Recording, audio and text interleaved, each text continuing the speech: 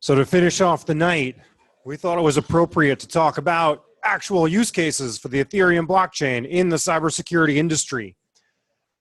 And here tonight we have Paul Mikowski, a security researcher like many of you in the room tonight, talking about an application that they are currently building that uses the Ethereum blockchain for threat intelligence, antivirus, and other related topics.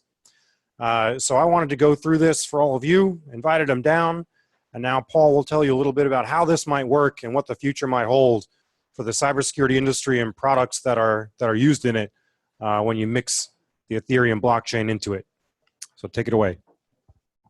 All right, thank you, Dan. And thank you for everyone sticking around. I know I'm between you and beer, more beer. I guess we ran out, but more beer. So I appreciate that. So my background, I know a lot of you here, my background is in information security. I also work for a company called NARF Industries. Some of you may know me, know of my work. If you played around with DARPA's Cyber Grand Challenge, yep, okay, cool. I wrote, as well as my colleagues and Jordan over here as well, a lot of us wrote a lot of the binaries. So if you had problems with some of the binaries, that may or may not have been my fault. So yeah, that's NARF Industries. Another thing on the NARF Industries front, we were sponsored by the Department of Homeland Security recently to conduct pretty fundamental research into how do you do confidentiality in a blockchain environment. Which is kind of, they're in conflict there. So we were playing around with different things. More people are talking about it now, but we completed this project a while ago. I think close to a year ago, we were playing around with the concept of using SGX for keeping things private, but also agreeable in a blockchain environment. So anyway, that's great. That's on the NARF Industries side. PolySwarm is basically a spinoff of NARF Industries. It's owned by the same people and same people working there.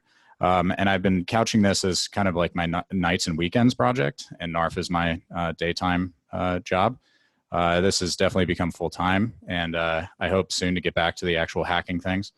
But one thing that I've found interesting lately is the confluence of blockchain and information security are smart contract vulnerabilities. So I've also given presentations on smart contract vulnerabilities. Happy to speak about that with anybody after this talk. But so anyway, today I'm talking about PolySwarm, and what PolySwarm is basically an effort to try to fix the market dynamics behind antivirus and threat intelligence in general. So I've hacked on a lot of things in the past, and right now I'm trying to hack on economic models. So there's your intro. Oh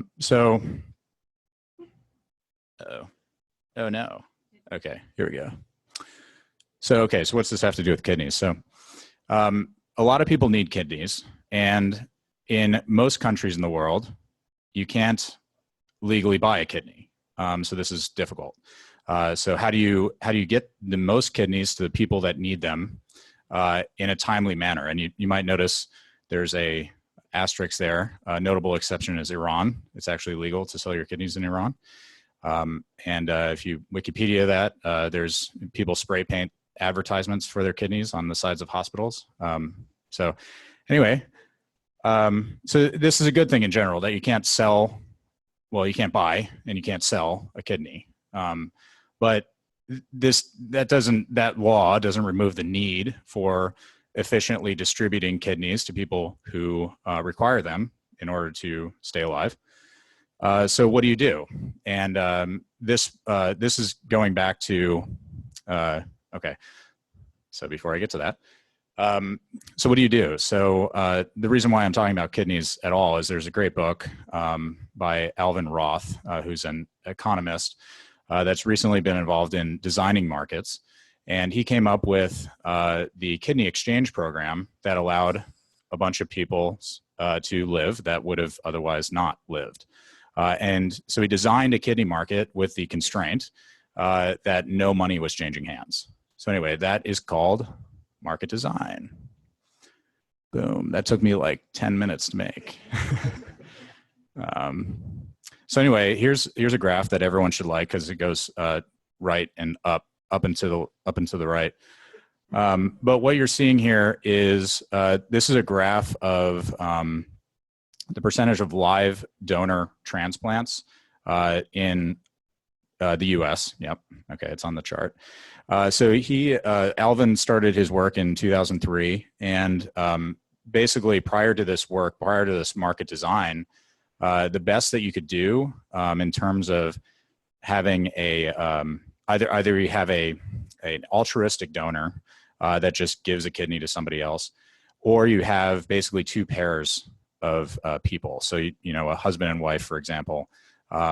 One of them has a viable kidney, but it wouldn't work for the spouse. And then you have another pair that one of them has a viable kidney, it wouldn't work for their spouse. So you do a simultaneous transplant. And the problem is this doesn't scale. Legally, you can't bind somebody to trade their kidney in a manner that they can't later back out of. So the best anyone could do prior to designing a proper market was there were some hospitals somewhere in New England that did a 6-person operation, and it only scaled to the size of the OR and the number of doctors in the OR, right? So anyway, because the problem again is one of them could go under, and then the other person that hadn't gone under yet could change their mind about donating their kidney, and that would be bad. So anyway, that speaks to this problem of trust. So people need to trust the market. In the simultaneous swap scenario, both donors go under at the same time, so they can't legally come out and de-consent to the transfer of kidneys. So boom, solve that problem, kind of, but it doesn't scale. So in general, you need a market that people can trust in, and that scales. So blockchain promises a lot. One thing that people have been throwing around is a trustless, and I would kind of agree to a certain extent, but not fully. And the reason is, you don't have to really trust the peers necessarily, or more specifically, you should probably trust that everyone is looking out for their best interests. That's a form of trust. But you do have to trust the design, right? So, Bitcoin is successful. Blockchain projects in general are successful because the economics behind it make sense. So another problem, okay, we're off the kidney topic. Another problem is today's threat intelligence market. And I'll tell you why that's a problem in a minute. So our thought after having read Alvin Roth's book is, what if you could literally program a better way for participants on either side of a market to interact in a way that produced better solutions? In the case of the kidney market, more lives are saved. In the case of the threat intelligence market, what if you could cover more of the threat landscape? So Ethereum sounds interesting for this because Ethereum supports smart contracts, and smart contracts are literally code that handle money. So that seems like a good basis. So what's this? Imagine the black rectangle is all of the malware that an enterprise might face. And this is definitely a public domain image that I just took off Wikipedia. The rationale there is it's not creative enough to have any copyright assigned to it. So great. So the black is all of the malware that an enterprise might face. And the two circles are two different antivirus products, for example. Now in reality, and so they cover some portion of this space. In reality, those circles would overlap a lot more. So who here, I mean, kind of silly, but who didn't hear about WannaCry, I guess? So if you're an antivirus company and you're not detecting WannaCry, it's real easy to just write you off, right? Unfortunately, on the back end, what that incentivizes is a lot of companies doing duplicated work to detect the same stuff. And sometimes they share signatures, but a lot of times they don't. The general rule is there's duplicated talent employed to do the same job, which is duplicated costs. And that's one of the reasons why I think today's market leaves a little bit to be desired. Another reason is it's very difficult to make the argument as an antivirus or other threat intelligence company that, hey, I detect this really cool strain of malware, and by the way, you're also going to get hit with this really cool strain of malware. That's a really difficult sales argument to make. So it's really difficult to invest in exploring niche or specialized malware strains. The incentive's simply not there. So what you're left with is large, mostly concentric circles. But what you like is more of that black covered. And so anyway, here's, if you only have, and the third problem with today's market is they're not interoperable. I don't think anyone would take offense to me saying you can't run both McAfee and Symantec. Not that you'd want to, but you can't. That's not technically possible. So you can't. You have to choose one of these two circles. You're one or the other. And you can actually never get to this part. This is actually better than you can do. So what we'd like to do is build a, so visually, this is what we hope for tomorrow's threat intelligence market to look like, is security experts around the world can crowdsource their expertise by developing microengines. And we hope that thousands of microengines will participate in this new market they cover a smaller space. Each of them cover a smaller space, but together, when you query the market at large, will have better coverage than what's offered today. And will incentivize security experts to look at specialized threats. So how's that work? Okay, so we have several economic instruments, and these instruments are implemented in Ethereum smart contracts. And by the way, we've also released code. So if you go to github.com/PolySwarm, our alpha smart contracts are out there, as well as, and I'll get back to this, as well as a Golang distributed app development framework. So if you prefer Go over JavaScript, which you should, you can use that over the equivalent is Truffle. Anyway, back to this. So in this market, we have enterprises and end users that have suspect files and URLs, and they want to ask in a crowdsourced manner whether or not those things are malicious. So what they do is they pay a familiar subscription fee to a class of participants called ambassadors, and these ambassadors will interact with the market on their behalf, posting specific artifacts, files, URLs, etc., as transactions to a PolySwarm bounty contract that lives on the Ethereum blockchain. Security experts around the world can see the fact that an artifact has been swarmed, quote unquote, trademark. And if that's a type of file that they think they have some insight into, then they can take a look and then basically assert whether or not they think that file is malicious or benign. At this part, it turns into a little bit like a twist on a prediction market. So who here has heard of Augur, an Ethereum project? Okay, yeah, a bunch of people. Okay, so Augur is a very vanilla sort of prediction market that lives on the Ethereum blockchain, and they're interested in answering questions like who's going to win the World Cup next, for example. They're interested in facts, in predicting facts that everyone can then later observe. We have a slightly harder problem, and this is why it's a twist on it. We're trying to predict, in a sense, whether or not a file or a URL is malicious, which will always require expertise. It's never universally observable. So anyway, I can get back to that. But so you have three security experts on the right in this diagram. The one at the top is going to say, hey, I think this file is malicious. And I think it's malicious to the tune of like 10 nectar. And nectar is the name of our token. And so they send, what'd I do? Okay, so they send an assertion into the bounty that says, I think this thing is malicious to the tune of 10 nectar.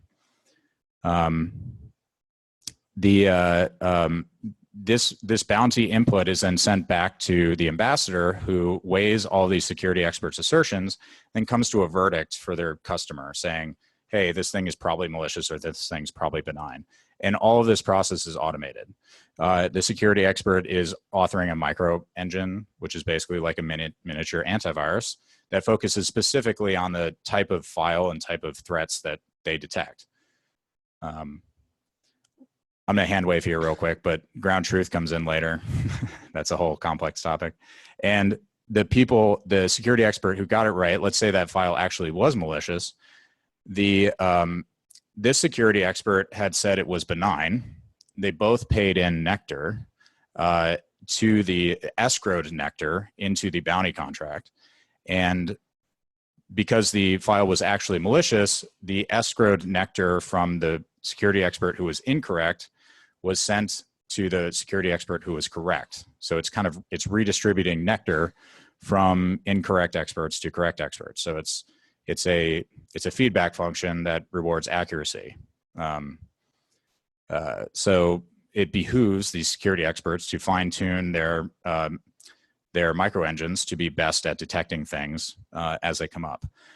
Further, and another thing here, although it's not depicted on this diagram, is if there were two security experts that got it right, the payout is going to be split among them. So it also incentivizes security experts to have unique insight into the malintent of specific files. And that's what that larger coverage of that Venn diagram is all about.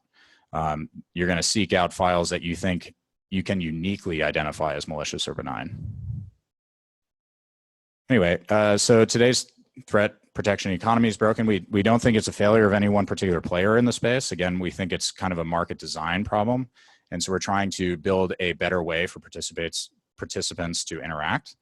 And we're doing that with Ethereum smart contracts. PolySwarm won't be in the middle of this Nectar changing hands at all, but we will be developing the smart contracts.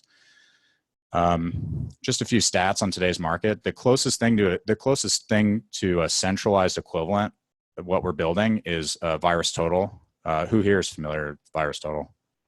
Okay, everyone. Yeah, all right. So based on private conversations, this is actually kind of on the low end. So VirusTotal charges, and this is in euro, not dollars. That's a typo.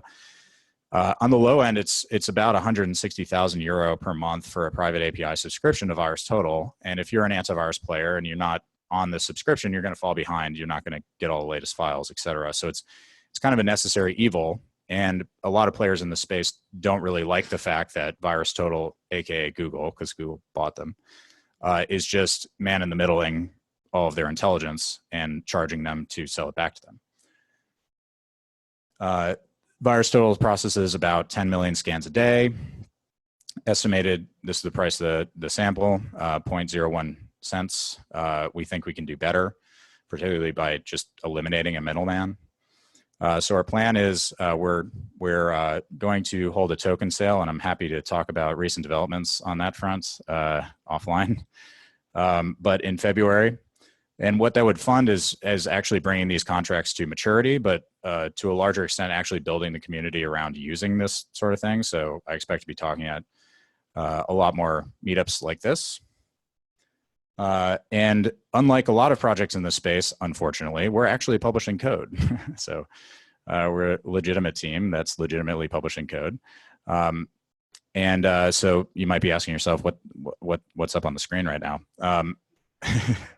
That's the least gross picture of Paragord, which is a type of truffle that I could find on Shutterstock. And my budget was $10, so you're welcome.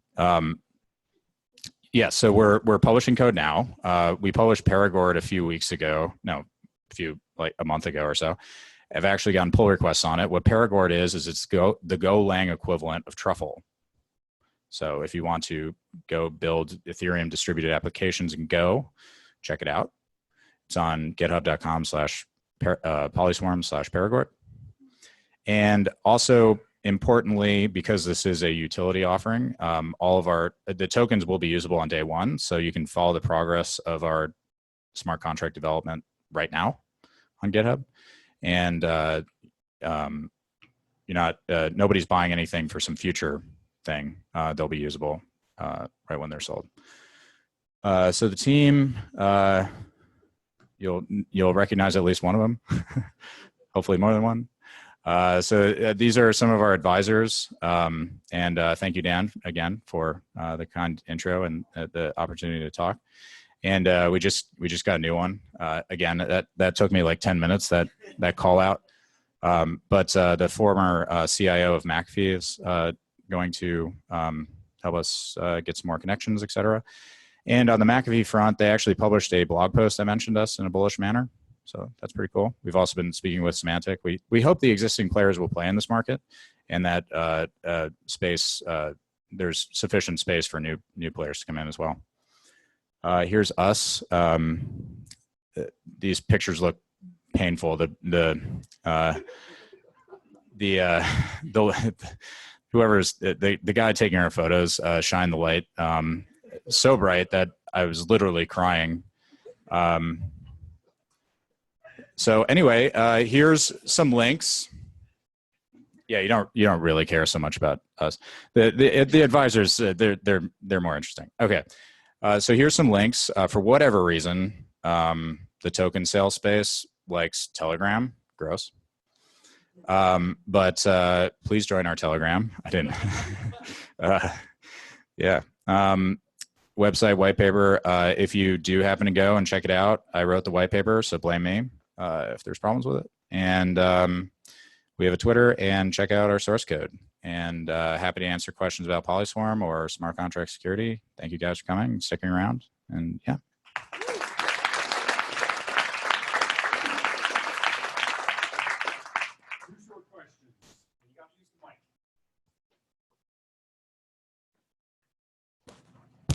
I saw you raise your hand first. Yep.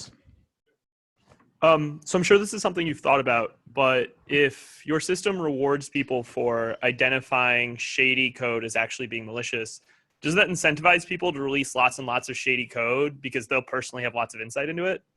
Yeah, that's a great question. That's one of the first things we thought of. So the reason, the way that we disincentivize that behavior is through a series of fees. Those fees don't go to us.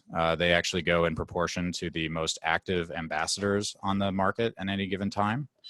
Kind of an interesting discussion there, but in a sense, it's less than a zero sum for both introducing, because you have to pay a fee to introduce an artifact into the network. You also have to pay a fee to assert on that artifact. That you should never be able to outpace the rate of the fees being imposed. But that's an excellent question, and that's not something I covered in this, but yeah, great question. Okay, I think, yeah, right here, okay. So how do you handle consensus, and especially false positives? If you think about VirusTotal, this is lots of crap on VirusTotal. People would say, like, especially I deal with domains, and google.de was reported as malware for a while. So would you reward that? How do you deal with false positives? Another great question. So that was the one that I explicitly said I hand waved on.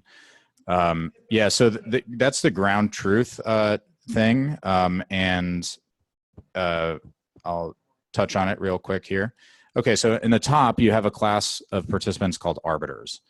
And what arbiters are, and they're defined by another smart contract, that in a sliding window fashion, whichever ambassadors are in the top X percent, we haven't fixed this percent, let's just say 5%, in terms of introducing nectar into the ecosystem through the placement of bounties. So the most active ambassadors at any given time are considered by smart contracts to be arbiters. And arbiters are responsible and rewarded for voting on the actual malintent of a file or a URL, et cetera. So the reason why we designed it that way is ambassadors, by their very nature, should have the expertise to determine that. The reason why they might do this honestly, the reason why we hope they do it honestly, is because they have the most to lose by a market that turns sour, in the sense that if they so mistrust in the validity of the ground truth, because they have the most on the line at any given time, then they have the most to lose. So So it's delegating this ground truth determination to a subset of participants, but we've designed that subset such that their economic incentives should be aligned with the overall health of the market, and they should have the expertise to actually determine ground truth. Happy to chat more on that. That's actually the topic of my most recent blog post I call it mediated consensus. I think it might be applicable to other market design as well. It's probably not novel, but I don't read enough economic papers, I suppose. But anyway, yeah, that's my 2 cents on that for now. Okay. We'll allow one more. How many lines? I'd have to check. We just pushed more today. I mean, on the order of dozens. I mean, like, yeah, I mean, we're trying to keep it as simple as possible. And this is what we have published right now is a proof of concept end-to-end bounty contract. One aspect I haven't discussed at all is offers. So that's a totally different topic. In short, what an offer is if an ambassador knows which security experts they want to contract with, they can set up a Raiden channel. Who's familiar with Raiden? Okay, a few people. So it's basically the Lightning equivalent on Ethereum. They can set up a Raiden channel to more quickly transact over that. So that will certainly be more complicated as well. That should be a lot more complicated than the bounty. Honestly, I'd have to I mean, okay, dozens is probably a little too small, but on the order of hundreds. But we're also, one of the great things of working with Trail Bits is we're going to have a lot of expertise helping us out and making sure that we're not doing it wrong. Less code is less bugs. Totally agree.